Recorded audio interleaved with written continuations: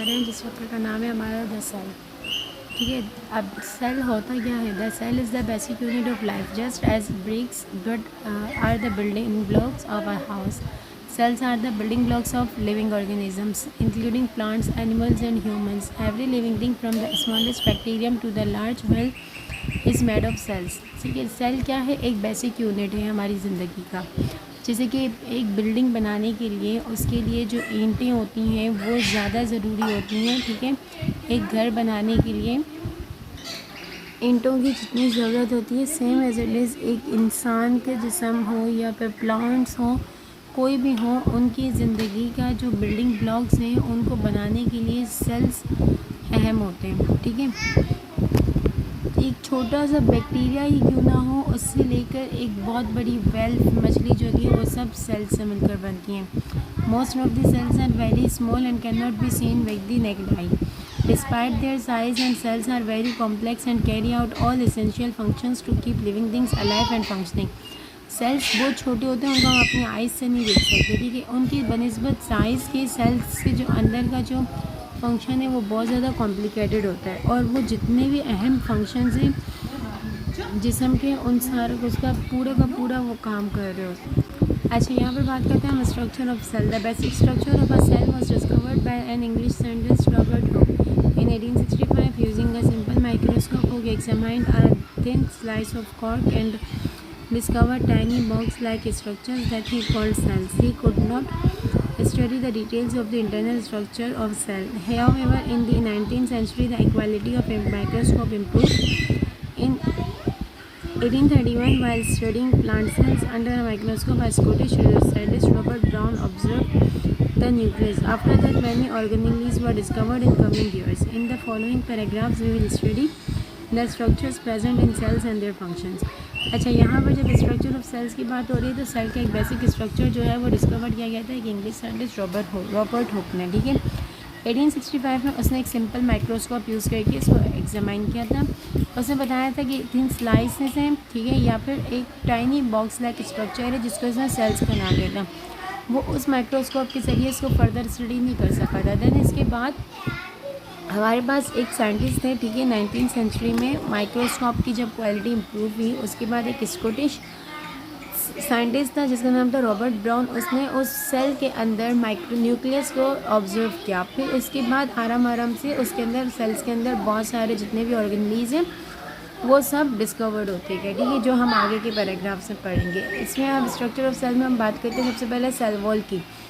कोई भी एक सेल को प्रोटेक्ट करने के लिए उस सेल के इर्द गिर्द एक वॉल होती है। ठीक है, वो वॉल उसके लिए फ़िल्टर का काम करती है। वो जो और सेल के अंदर जो उसको चीज़ों की नीड्स हैं वो उसको फ़िल्टर आउट करके वो चीज़ें देगी, और जो हार्मफुल चीज़ें उन सबको बाहर निकालेगी। जैसे हम इधर पढ़ रहे हैं, the cells of bacteria, fungi, plants and some protist algae have a rigid non-living wall around cell membrane. It is called cell wall.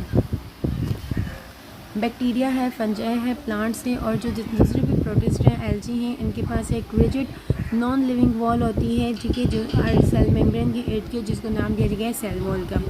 ये शेप प्रोवाइड करती है, उसको स्ट्रेंथ प्रोवाइड करेगी, प्रोटेक्शन देगी, सपोर्ट उसके इनर लिविंग जितना भी matter है, प्रोटोप्लाज्म है उसके अंदर, उसको सपोर्ट प्रोवाइड करेगी। ठीक है, जो प्लांट का सेल वॉल है वो 3 लेयर्स से बनता है, middle lamella, primary wall, secondary wall. ठीक है, यहाँ पर जैसे कि एक प्लांट सेल के स्ट्रक्चर की बात है और एनिमल के स्ट्रक्चर की।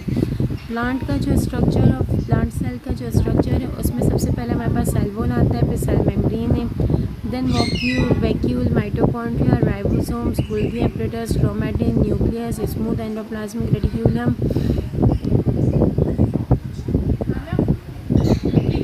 क्लोरोप्लास्ट, पोर्स हैं इसके अंदर। ठीक है, सेल वॉल के अंदर जो प्लाज्मोडेस्माटा कहलाते हैं, गोल्गी वेसल्स हैं, nuclear envelope, rough endoplasmic reticulum, cytoplasm, ये सब प्लांट सेल्स के अंदर होते हैं। देन इसके बाद हम बात करते हैं स्ट्रक्चर ऑफ एनिमल सेल्स की। एनिमल सेल्स का और प्लांट सेल के अंदर एक डिफरेंस होता है कि प्लांट्स के पास सेल वॉल होता है, एनिमल्स के पास सेल वॉल नहीं होता। ठीक है, एनिमल्स के सेल्स को प्रोटेक्ट करने के लिए हमारा जो स्किन है वो एक अहम किरदार अदा करता है। वो स्किन जो है वो हमारी बॉडी के अंदर जो सेल्स हैं उन सबको प्रोटेक्ट करता है। ठीक है, सेम सब चीज़ें सेम जो उसके अंदर है इसके अंदर भी यही होती हैं, फ़र्क इतना होता है कि सेल वॉल प्लांट्स के पास होता है, एनिमल्स के पास सेल वॉल नहीं होता। अब यहाँ पर हम बात कर रहे हैं प्राइमरी वॉल की। The primary wall is present just above the cell membrane. It is mainly composed of cellulose, hemicellulose and pectin. Cellulose forms fibers that crisscross over। अच्छा, जो प्राइमरी वॉल होती है उसके पास जो अबव द सेल्स वो present होती है cell membrane की, वो सेल्यूलस, हेमीसेल्यूलस, पेक्टिन से कंपोज होती है। सेल्यूलस जो है वो फाइबर्स से बनता है, ठीक है, जो एक दूसरे को क्रॉस ओवर करता है, ठीक है, स्ट्रॉन्ग प्राइमरी वॉल बनाने के लिए। मिडल लेमिला जो है वो holds together the primary walls of adjacent sales. जो मिडल लेमिला है वो जितने भी प्राइमरी वॉल्स होते हैं, ठीक है, उनको उनके एडजस्ट साथ जो सेल्स एडजस्ट होते हैं उन सबको वो होल्ड करता है, पकड़ता है। इसके पास मैग्नीशियम होता है, कैल्शियम होता है, पेक्टिन होता है, ठीक है। और कुछ प्लांट सेल्स होते हैं जिनके पास जाइलम सेल्स होता है, वो सेकेंडरी वॉल बनाते हैं, ठीक है, इनके इनर साइड पर प्राइमरी वॉल के। ये बना हुआ होता है सेल्यूलस, लिग्निन और दूसरे केमिकल से। Cell wall of algae is also compose of cellulose. Algae का सेल वॉल जो है वो सेल्यूलस से कंपोज होता है इसका, ठीक है। Cell wall of prokaryotes is made of peptidoglycan, a single molecule made of amino acids and sugars. The cell wall of fungi is made of chitin. अच्छा, यहाँ पर प्रोकैरियोट्स जो हैं उनका सेल वॉल जो है वो पेप्टाइडोग्लाइकन से बना होता है, मतलब एक सिंगल मॉलिक्यूल होता है जो कि अमाइनो एसिड्स और शुगर से बना हुआ होता है। और जो फंजाई का सेल वॉल है वो चिटिन से बना होता है, ठीक है। देन इसके बाद हम बात करते हैं सेल मेम्ब्रेन की। सेल मेम्ब्रेन क्या होता है कि all cells have a thin and elastic cell membrane around the cytoplasm. It is selectively permeable. It allows very few molecules to pass through it while blocks many other molecules. Cell membrane क्या काम करते हैं? Cell membrane as a filter का काम करते हैं। वो चीज़ों को या फिर वो मॉलिक्यूल्स को वो हमारी बॉडी के अंदर या प्लांट्स की बॉडीज़ के अंदर जाने देता है जिनकी उन्हें नीड होती है, और बाकी उन चीज़ों को रोक देता है जिनकी उसे नीड नहीं होती, ठीक है। Cell membrane is composed of proteins, lipids और small quantities of carbohydrate. Cell membrane proteins, lipids और स्मॉल क्वांटिटी ऑफ कार्बोहाइड्रेट से बना होता है। सेल मेम्ब्रेन का स्ट्रक्चर जो है वो फ्लूइड मोज़ाइक मॉडल के अंदर दिया गया है, ठीक है। इस मॉडल के अंदर जो लिपिड्स हैं ये एक फ्लूइड लाइक बायलेयर बनाते हैं, ठीक है, जो प्रोटीन मॉलिक्यूल्स को सबमर्ज करते हैं। लिपिड्स और प्रोटीन्स जो के हैं वो मूव करते हैं इसके अंदर। इनकी मूवमेंट्स के दौरान एक पैटर्न या फिर एक mosaic of lipids and proteins constantly change होता है, ठीक है। कार्बोहाइड्रेट्स जो हैं वो प्रोटीन्स के साथ जॉइंट होते हैं और फिर वो बनाते हैं ग्लाइकोप्रोटीन्स, और लिपिड्स के साथ भी तो बनाते हैं, फिर वो कहलाते हैं ग्लाइकोलिपिड्स, ठीक है। यूकैरियोटिक सेल्स के अंदर बहुत सारे ऑर्गेनेलीज हैं इनके अंदर, ठीक है। यूकैरियोटिक ऑर्गेन सेल्स के अंदर कुछ ऑर्गेनेलीज हैं जिनको कहा गया जो कि है mitochondria, chloroplast, Golgi apparatus, endoplasmic reticulum, lysosomes, ये सब इसी मेम्ब्रेन्स के साथ बाउंडेड हैं। दस के बाद हम बात करते हैं साइटोप्लाज्म की। इसके ये एक जेली लाइक सब्सटेंस है जो कि इसके इनसाइड एक सेल्स के इनसाइड भरा हुआ होता है। ये कॉम्प्लेक्स मिक्सचर है वाटर, प्रोटीन्स, एंजाइम, सॉल्ट्स और बहुत सारे डिफरेंट सब्सटेंसेस का।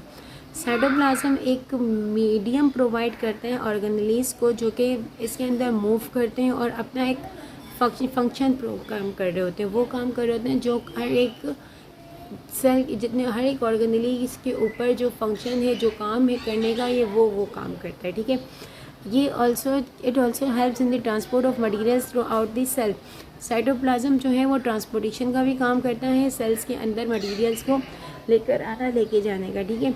It acts as the site for various metabolic reactions, exemplification, glycolysis, breakdown of glucose. It also stores food and wastage of this cell. अच्छा, cytoplasm जो के हैं वो फूड को भी स्टोर करता है और जो वेस्टेज ऑफ सेल्स हैं उनको भी स्टोर करता है, ठीक है। इसके अलावा ये इसके अंदर एक मेटाबॉलिक रिएक्शंस जो हैं वो काम कर रहे होते हैं, जैसे ग्लाइकोलाइसिस मतलब ग्लूकोज का ब्रेकडाउन इसमें होता है। देन इसके बाद हम बात करते हैं न्यूक्लियस की। All eukaryotic cells have a prominent nucleus. In animal cells it is present in the centre. In mature plant cells it is pushed to side due to a large central vacuole. Large central vacuole के साथ में ही होता है, ठीक है, plant nucleus. ये nucleus जो कि है वो बाउंडेड होता है डबल मेम्ब्रेन से, जिसको न्यूक्लियर एनवलप कहा जाता है। ये सेमी परमिएबल होता है। इसके बाद बहुत सारे पोर्स होते हैं जो कि न्यूक्लियर पोर्स कहलाते हैं, और इसके पास एक जेली लाइक मटेरियल होता है न्यूक्लियस के पास जो न्यूक्लियोप्लाज्म कहलाता है। अब न्यूक्लियोप्लाज्म के अंदर एक यहाँ बहुत सारी छोटी बॉडीज़ होती हैं जो न्यूक्लियलाई कहलाती हैं, उसका सिंगुलर न्यूक्लियोलस कहलाता है। यहाँ पर हम राइबोसोम्स जो के हैं वो असेंबल होते हैं न्यूक्लियोप्लाज्म के अंदर। एक थ्रेड लाइक मटेरियल होता है जिसको क्रोमेटिन कहते हैं। क्रोमेटिन जो कि है वो डीऑक्सी राइबोन्यूक्लिक एसिड मतलब डीएनए या और प्रोटीन से बना हुआ होता है, ठीक है। एक सेल जब स्टार्ट होता है डिवाइड में तो उसमें सबसे पहले क्रोमेटिन जो है वो condenses and takes the shape of thick chromosomes, ठीक है। इसमें क्या होता है कि जब एक हमारे पास एक सेल डिवाइड होने वाला होता है तो उस सो डियर स्टूडेंट्स, अब हम बात करेंगे साइटोस्केलेटन की। न्यूक्लियस के बाद साइटोस्केलेटन आता है। साइटोस्केलेटन क्या होता है कि इसमें एक नेटवर्क होता है थिन ट्यूब्स और फिलामेंट्स का, ठीक है, जो कि साइटोप्लाज्म के अंदर प्रेजेंट होते हैं। इसके 3 पार्ट्स हैं, एक माइक्रोट्यूब्यूल्स, माइक्रोफिलामेंट्स, इंटरमीडिएट फिलामेंट्स। बात जब हम करते हैं माइक्रोट्यूब्यूल्स की, माइक्रोट्यूब्यूल्स जो कि है एक हॉलो ट्यूब्स होता है, ठीक है, वो ट्यूब्यूलिन प्रोटीन से बना हुआ होता है।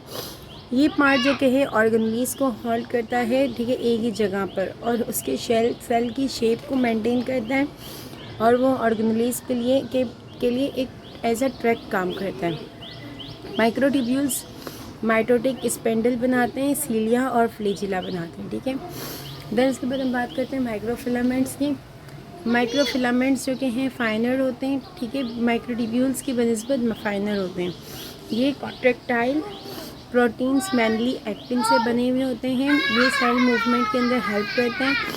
Crawling of white blood cells की क्रॉलिंग में, और जो मसल सेल्स हैं उसके कॉन्ट्रैक्शंस में हेल्प करते हैं।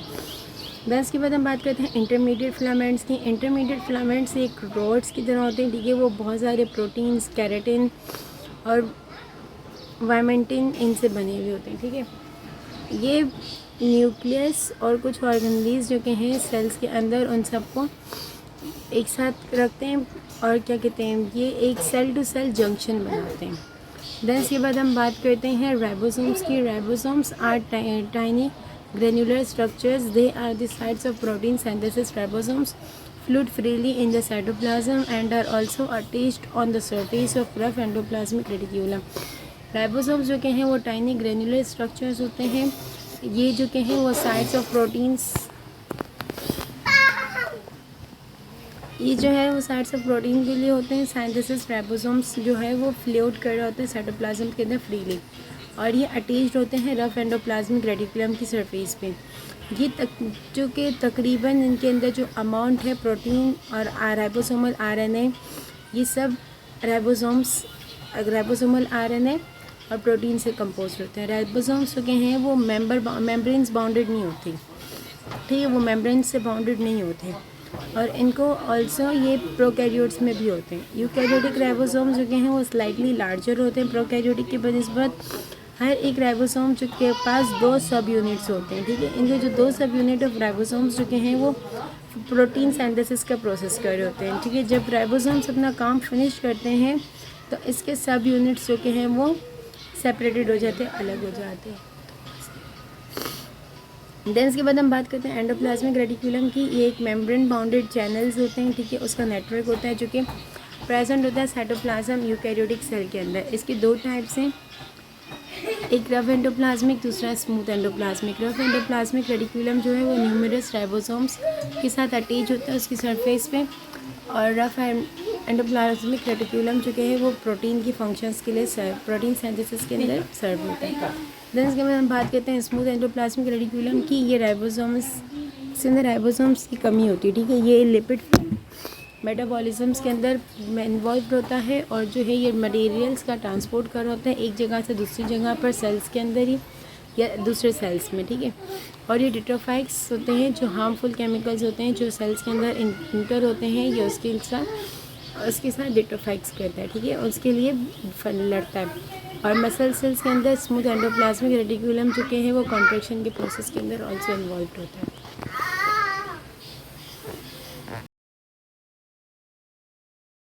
उसके बाद हम बात करते हैं प्लास्टिड्स की। प्लास्टिड्स जो कि हैं वो मेम्ब्रेन बाउंडेड ऑर्गेनेल्स होते हैं। ये सेल्स ऑफ प्लांट्स के अंदर प्रेजेंट होते हैं।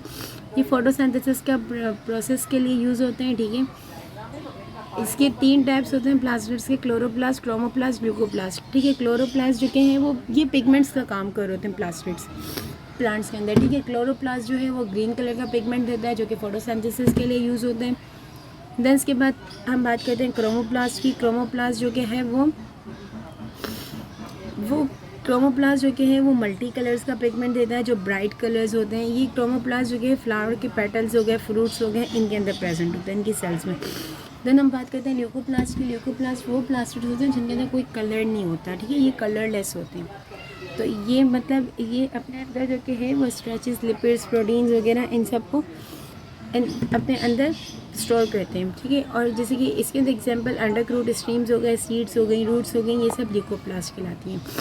देन इसके बाद हम बात करते हैं वैक्यूल्स की। वैक्यूल्स जो कि है वो सिंगल मेम्ब्रेन बाउंड होता है, ठीक है, ये फ्लूइड से फिल होता है। एनिमल सेल के अंदर बहुत सारे स्मॉल टेम्प्रेरी वैक्यूल्स होते हैं, ठीक है, ये वाटर और फूड सब्सटेंसेस कंटेन करते हैं। इनके पास कुछ फ्रेश वाटर होते हैं ऑर्गेनिज्म से, जैसे कि एमाइबा हो गया, स्पंजेस हो गए। इनके पास कॉन्ट्रेक्टाइल वैक्यूल्स होते हैं, ठीक है, जो कि कलेक्ट करते हैं या फिर पंप एक्स्ट्रा वाटर या फिर जो अदर वेस्टेज होते हैं उनको पंप आउट कर रहे होते हैं। और कुछ सेल्स इनके होते हैं जो इंजेस्ट फूड करते हैं, जो कि फूड वैक्यूल्स को बनाने के लिए। Food vacuoles also store food. Food vacuoles से मतलब क्या पता चलेगा, वही फूड स्टोर करता है अपने अंदर। इसके बाद कुछ मैच्योर प्लांट सेल्स जो के हैं होते हैं, उनके पास सिंगल लार्ज सेंट्रल वैक्यूल्स होते हैं। ये also fusion of many small vacuoles से बनता है, ठीक है। The membrane of plant vacuole is also called tonoplast. Plant vacuole की जो मेम्ब्रेन होती है वो टोनोप्लास्ट कहलाती है, और जो सेप इनसाइड होता है प्लांट वैक्यूल के अंदर वो सेल सेप कहलाता है। ये वाटरी सॉल्यूशन होता है सॉल्ट्स का, ठीक है। ये लार्ज सेंट्रल वैक्यूल, इसके अंदर न्यूक्लियस जो कि है इसको साइड पे पुश करता है। ये outward pressure, this outward pressure of the vacuole on the cytoplasm and cell wall makes plant cells turgid. ये जो आउटवर्ड इसका जो प्रेशर होता है वैक्यूल के साइटोप्लाज्म के ऊपर, ये सेल वॉल जो है वो उसके प्लांट सेल्स के उनको टर्जिड बनाता है। ये प्रेशर कहलाता है टर्जिड प्रेशर। और जो प्रोसेस होता है ये टर्गर का प्रोसेस कहलाता है, ठीक है। ये प्रेशर जो कि है वो सेल्स की शेप को मेंटेन रखता है। इसके बाद हम बात करते हैं सेंट्रियोल्स की। सेंट्रियोल्स जो कि हैं बैरल शेप्ड ऑर्गेनेल्स होते हैं। ये सेल्स के ऑफ एनिमल्स और कुछ प्रोटीज के अंदर फाउंड होते हैं। ये प्रोकैरियोट्स में एब्सेंट होते हैं, ठीक है, जो हायर प्लांट्स फंजाई हैं इनके अंदर। और इसके बाद जो पेयर ऑफ सेंट्रियोल्स जो कि हैं वो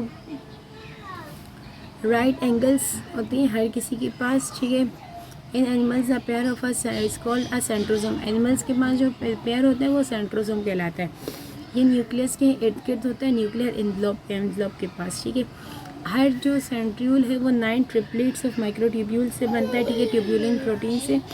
स्टार्ट ऑफ सेल डिवीजन के स्टार्ट में सबसे पहले जो सेंट्रियोल्स हैं वो पेयर बनाते हैं अपने डुप्लीकेट्स, और इनके जो न्यू पेयर्स हैं वो opposite pole of the cells की साइड पे मूव होते हैं, ठीक है। फिर ये स्पिंडल फाइबर्स बनाते हैं जो कि रिस्पॉन्सिबल होते हैं separation of chromosomes cell division के दौरान से क्रोमोसोम्स के सेपरेशन के लिए। हर सेल के पास एक सीलिया होता है, फ्लेजिला होता है, ठीक है, जो कि सेंट्रियोल नियर सेल मेम्ब्रेन के पास सेंट्रियोल्स होते हैं, ठीक है। वो सेल्स जिनके पास सीलिया या फ्लेजिला होता है वो सेंट्रियोल को कंटेन करते हैं, उनके पास सेंट्रियोल होता है उनकी सेल मेम्ब्रेन्स के इर्द गिर्द। और ये सेंट्रियोल्स जो कि हैं उनको बेसल बॉडीज़ कहा जाता है, जो कि बेसल बॉडीज़ से क्या होता है, ये सीलिया और फ्लेजिला की फॉर्मेशन में हेल्प करता है। देन इसके बाद हम बात करते हैं structural advantages of plants and animal cells. Animals and plant cells का जो स्ट्रक्चरल एडवांटेजेस है वो क्या है, ठीक है। जैसे कि हमने एनिमल सेल और प्लांट सेल पढ़ा था, इसी के अब एडवांटेजेस और डिसएडवांटेजेस इन दोनों के अब हम डिस्कस करेंगे। Plant cell have a rigid cell wall made of cellulose, it provides structural support in protection. Plant cells के पास रिजिड सेल वॉल होता है जो कि सेल्यूलस से बना हुआ होता है। ये स्ट्रक्चरल सपोर्ट और प्रोटेक्शन सप्लाई प्रोवाइड करता है। ये क्लोरोप्लास्ट कंटेन करता है जो कि रिस्पॉन्सिबल होता है फोटोसिंथेसिस के लिए। क्लोरोप्लास्ट कन्वर्ट लाइट एनर्जी को केमिकल एनर्जी में कन्वर्ट करता है और प्लांट्स को फ्रूट प्रोड्यूस करने में हेल्प करता है। और जो लार्ज सेंट्रल वैक्यूल होता है फूड, वाटर, न्यूट्रिएंट्स या वेस्ट प्रोडक्ट्स हैं उन सबको स्टोर करता है और टर्जर प्रेशर प्रोवाइड करता है जो कि सेल का शेप मेंटेन करता है। इसके बाद प्लांट सेल्स जो कि हैं वो इंटरएक्टेड होते हैं प्लाज्मोडेस्माटा के साथ, चैनल्स के साथ। चैनल्स जो होते हैं वो अलाउ करते हैं डायरेक्ट कम्युनिकेशन और transport of substances between cells के लिए। इसके बाद हम बात करते हैं advantage of animal cell structures. Animal cells के पास जो सेंट्रियोल्स होते हैं जो कि स्पिंडल फाइबर्स बनाते हैं, ये इंश्योर्स एक्यूरेट डिस्ट्रीब्यूशन क्रोमोसोम्स की जो डिस्ट्रीब्यूशन होती है सेल डिवीजन के दौरान उनको इनको एक्चुअली मतलब एक्यूरेट डिस्ट्रीब्यूट करते हैं। और इनके पास लाइसोसोम्स होते हैं जो कि एंजाइम्स के अंदर फील्ड होते हैं। ये वेस्ट मटेरियल्स को ब्रेक डाउन करते हैं। लाइसोसोम्स जो कि हैं वो सेल्यूलर क्लीनअप और रिसाइकलिंग के लिए कंट्रीब्यूट करता है। कुछ एनिमल सेल्स के पास स्ट्रक्चर्स होते हैं जो फ्लैजिला सेलिसिलिया कहलाते हैं, जो कि इनकी मूवमेंट में हेल्प करते हैं। Sperm cells have a flagellum that propels them towards the egg for fertilization. Sperm cells के पास फ्लैजिलम होते हैं जो कि उसको एग की तरफ प्रोपेल कर रहा होता है सही उसकी फर्टिलाइजेशन के प्रोसेस के लिए। इनके पास रिजिड सेल वॉल जो कि है वो कम होते हैं, ठीक है। ये शेप चेंज करने के लिए अलाउ करते हैं। इनकी जो फ्लेक्सिबिलिटी है और इनके पास जो कि जैसे कि मतलब ये सेल मूवमेंट्स के लिए फ्लेक्सिबिलिटी प्रोवाइड करते हैं। जैसे कि वाइट ब्लड सेल्स हो गए उनको मूव्स करते हैं किसी भी इन्फेक्शन की साइड पर या इंजरी की साइड पर। देन इसके बाद हम बात करते हैं सेल स्पेशलाइजेशन की। सेल स्पेशलाइजेशन में क्या होता है, ये मल्टी सेलुलर ऑर्गेनिजम्स के अंदर डिफरेंट टाइप्स ऑफ सेल्स होते हैं, ठीक है। हर सेल के पास एक अपना स्पेशल स्ट्रक्चर होता है, वो अपना स्पेशल फंक्शन परफॉर्म कर रहा होता है। जब एक सेल बनता है, एक सेल दूसरे सेल से सेल डिवीजन से मिलकर बनते हैं तो वो सब सिमिलर होते हैं, ठीक है। इनके फंक्शंस जो कि हैं वो प्रोसेस ऑफ स्पेशलाइजेशन या फिर डिफरेंटेशंस के ज़रिए उनके जो फंक्शंस हैं उनकी फॉर्मेशन होती है, ठीक है। इस किसी भी उस प्रोसेस के दौरान इनको एक स्पेशल साइज स्ट्रक्चर और मेटाबॉलिक फीचर्स इनको मिलते हैं और फिर ये स्पेशलाइज सेल बन जाते हैं। सो यहाँ पर हम इनके बारे में डिस्कस करेंगे। सबसे पहले हमारे पास आता है मेसोफाइल सेल्स। ये ग्रीन सेल्स होते हैं जो कि प्लांट्स के अंदर प्लांट्स की लीव्स में प्रेजेंट होते हैं, ठीक है। ये स्पेशलाइज होते हैं फोटोसिंथेसिस के लिए। इनके पास लार्ज क्लोरोप्लास्ट होती है लार्ज अमाउंट में, जो कि ग्रीन पिगमेंट कंटेन करती है, ठीक है। Chlorophyll capturing necessary for capturing light energy. Chlorophyll जो कि है वो लाइट एनर्जी को कैप्चर करने के लिए ज़रूरी होती है। Their shape and arrangement in leaves is suitable for maximum absorption of light. इसका जो शेप है, अरेंजमेंट है जो लीव्स के, वो सुइटेबल होती हैं लाइट की एब्जॉर्प्शन के लिए, ठीक है। इसके बाद हम बात करते हैं एपिडर्मल सेल की। ये फ्लैट टाइटली पैक्ड सेल्स होते हैं जो कि outer layer epidermis plant organs के अंदर बनाते हैं, ठीक है। एपिडर्मिस प्रोटेक्ट करते हैं इंटरनल टिश्यूज़ को। Modified cells epidermis also perform other functions. Modified जो सेल्स होते हैं एपिडर्मिस के, वो स्पेशल फंक्शंस को परफॉर्म कर रहे होते हैं, ठीक है। जैसे कि root epidermis of root contents root hairs, मतलब एपिडर्मिस के जो रूट्स होते हैं उनके पास रूट हेयर्स होते हैं। ये सेल्स जो के हैं वो एक्सटेंशंस बनाते हैं, ठीक है। वो जो एक्सटेंशंस बनाते हैं वो रूट हेयर्स कहलाते हैं। रूट हेयर्स जो के हैं सरफेस एरिया पे इंक्रीज़ करते हैं, वाटर और मिनरल्स को एब्जॉर्ब करते हैं। और जो लोअर एपिडर्मिस होते हैं लीव्स के, उनके पास गार्ड सेल्स होते हैं जो कि रेगुलेट करते हैं ओपनिंग और क्लोजिंग ऑफ स्टोमेटा के लिए, ठीक है। लम्स के बाद हम बात करते हैं मसल सेल्स की। मसल सेल्स जो कि हैं वो स्पेशलाइज्ड होते हैं एनिमल सेल्स के अंदर। ये कॉन्ट्रैक्ट के लिए काम करते हैं। ये एलोंगेटेड सेल्स होते हैं जो कि बिल्ड होते हैं एक्टिन से और दूसरे कॉन्ट्रैक्टाइल प्रोटीन से। स्केलेटल मसल सेल्स होते हैं वो लॉन्ग होते हैं, स्ट्रेटेड होते हैं। ये बॉन्स के साथ अटैच्ड होते हैं। ये वॉलंटरी एक्शन में होते हैं और इनकी जो कॉन्ट्रैक्शन है वो स्केलेटन को या बॉडी मूवमेंट के लिए मूव करती है। और ये ज़्यादातर इसके बाद कार्डियक मसल सेल्स होते हैं जो कि ब्रांच होते हैं, स्ट्रेटेड होते हैं। ये हार्ट वॉल्स के पास पाए जाते हैं। ये इनवॉलेंट्री होते हैं एक्शंस के लिए। ये कॉन्ट्रैक्शन के रिजल्ट और पंपिंग एक्शन को हार्ट के लिए यूज़ होते हैं। स्मूथ मसल सेल्स जो कि हैं स्पिंडल शेप्ड के होते हैं और नॉन सेक्रेटेड होते हैं। ये इनवॉलेंट्री होते हैं, ठीक है, एक्शन में। और ये प्रेजेंट होते हैं wall of many internal organs के पास, ठीक है। स्मूथ मसल्स जो कि है एलिमेंट्री कैनाल कॉन्ट्रैक्ट करने के लिए, फूड्स को फॉरवर्ड मूव करने के लिए। और जो ब्लड वेसल्स हैं वो ब्लड फ्लो को रेगुलेट करने के लिए यूज़ होते हैं।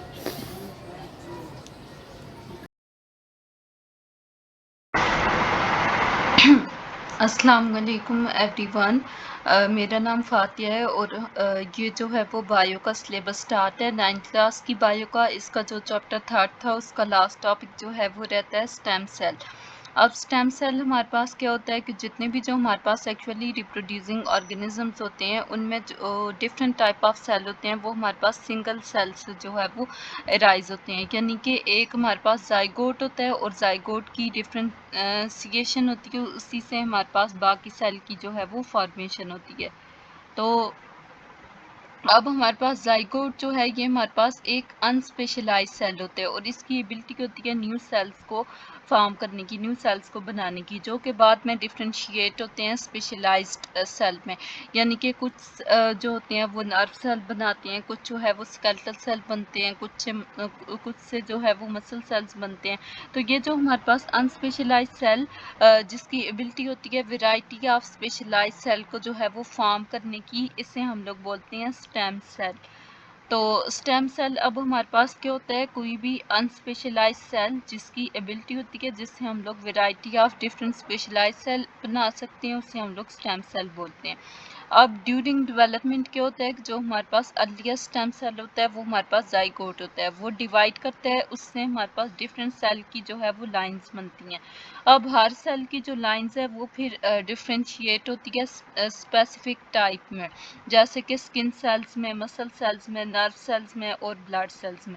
अब ये हमारे पास फिगर 3.2 है और इसमें हमारे पास डिफरेंशिएशन है स्टेम सेल की उनकी स्पेशलाइज्ड सेल में। अब जैसे ये हमारे पास स्टेम सेल है तो इसी से हमारे पास जो है वो नर्व सेल बनेंगे, मसल सेल बनेंगे, एपिथेलियल सेल जो स्किन के सेल होते हैं वो बनेंगे, फैट सेल बनेंगे, ब्लड सेल बनेंगे और गैमीट्स बनेंगे।